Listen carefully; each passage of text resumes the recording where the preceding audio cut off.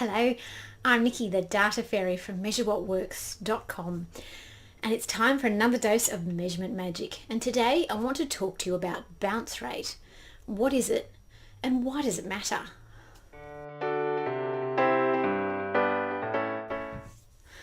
So bounce rate is something that Google Analytics calculates as the percentage of people who visit your site and then leave again without doing anything more. Whether that's loading another page or triggering an event that's sent to Google Analytics, they basically bounce on your site. They come, they go. So why does it matter? Bounce rate is basically a measure of how engaging your site content is.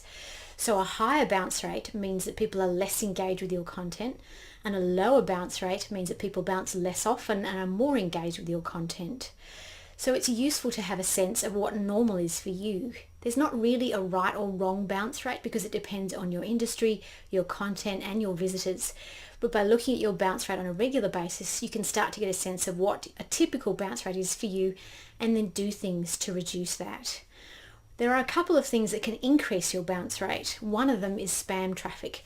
So if you have a lot of spam traffic visiting your site, a lot of the time it comes straight in, chucks rubbish in, leaves straight away, and it has a bounce rate of 100%, so it's going to push your bounce rate up. If you have a lot of spam traffic on your site, I have a blog post on my site that takes you through everything you need to do to fix that problem.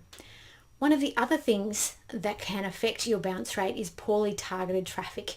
So perhaps you're running ad campaigns or spending time in groups or on social media sites that have a lot of people who aren't a really good fit for your business. So when they come to your site, they're not that interested and they leave again without finding out more about what you can do for them.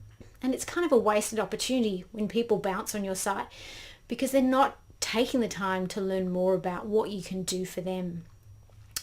So there are some ways that you can increase the quality of the engagement with your content.